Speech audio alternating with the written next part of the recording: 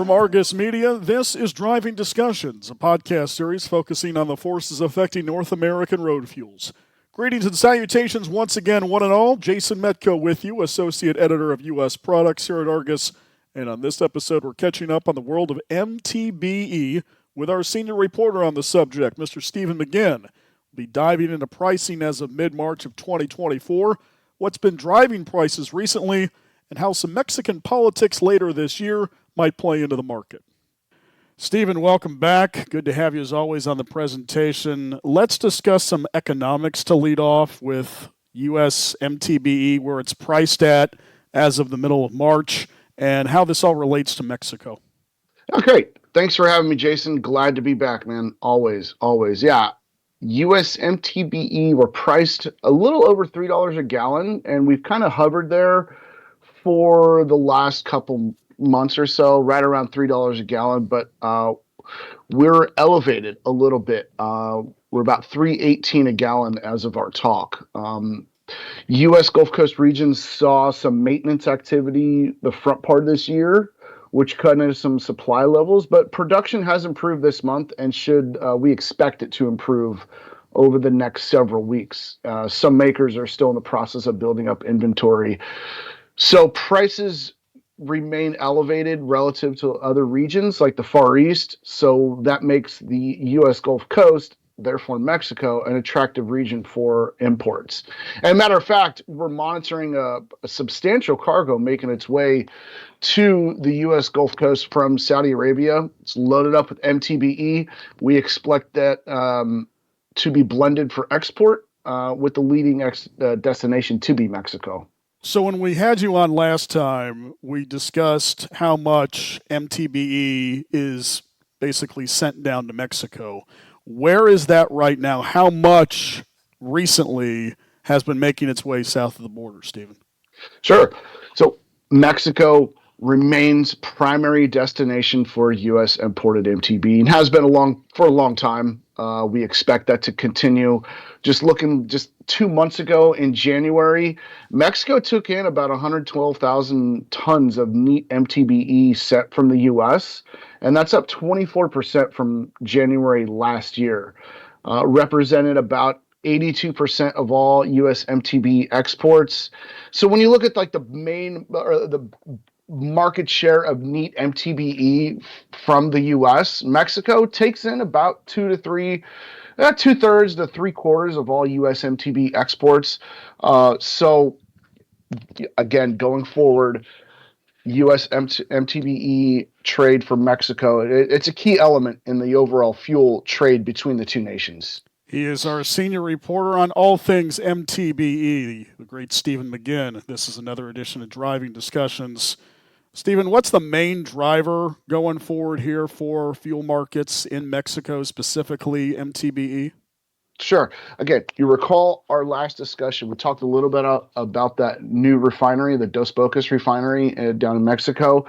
Now, the refinery is expected, according to Mexico's president, to be operational in April. Some industry market watchers have said they don't expect it to start until the front of 2025. But again, I don't know. I don't have refinery property in Tabasco, so I don't see it firsthand. So regardless, Mexico has no plans to establish its own octane enhancement program. So Pemex will not be making MTBE domestically, which affirms U.S. MTBE makers as the key to Mexico's octane boosting supply. So bottom line, if Pemex makes gasoline, if they make it at that new refinery, they're going to need to buy MTBE.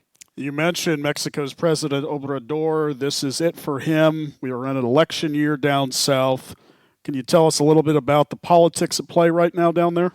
Oh, yes. Very, very exciting political theater going on right now. Almost as exciting as the U.S., but let's dig into that a little bit. So Mexico will elect a woman president this year, expected. Claudia Sheinbaum or Xochitl Galvez.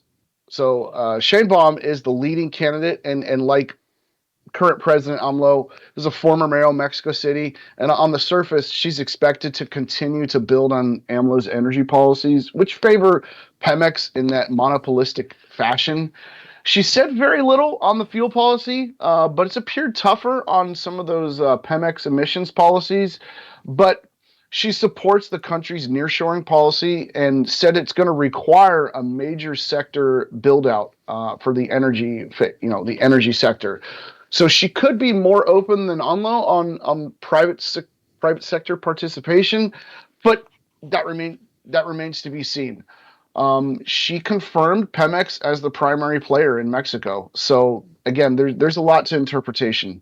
Okay, the other side of that coin, what if Galvez wins? What do we expect there? So Galvez has called for a fundamental reform of Pemex to rescue the company's financial health. She'd reopen all energy sectors to private sector participation. That would be a big move. And the idea that Mexico would bolster itself to private investment, it'd be massive. But I have to have the opinion that it would not necessarily rev up the investment we saw across the sector, upstream, downstream, like we saw 10 years ago. The saying goes, fool me once, shame on you. Fool me twice, shame on me. Pemex is ingrained into the social fabric of the country, and it's a source of pride. And they won't. It's not going to be easy to give in for them, despite their financial worries. Now, if memory serves, they're not going to have to wait as long to vote for a president as we are with all the political ads. I think it's June sometime, right? Correct. June 2nd. So in 3 months, we're going to know who the leader in Mexico is. So I think that'll be a perfect time to reinvigorate our chat again. I agree with that, Steven. Let's do some time in June. Thanks for always coming on the presentation, my friend, and we'll talk to you in a couple months. Sounds good, Jason. Been a pleasure. And there he goes, our senior reporter on methanol and MTBE, Steven McGinn. With that, we conclude yet another edition of Driving Discussions, a production of Argus Media, a leading independent provider of energy and commodity pricing information. This reminder to check out our previous episodes in the series.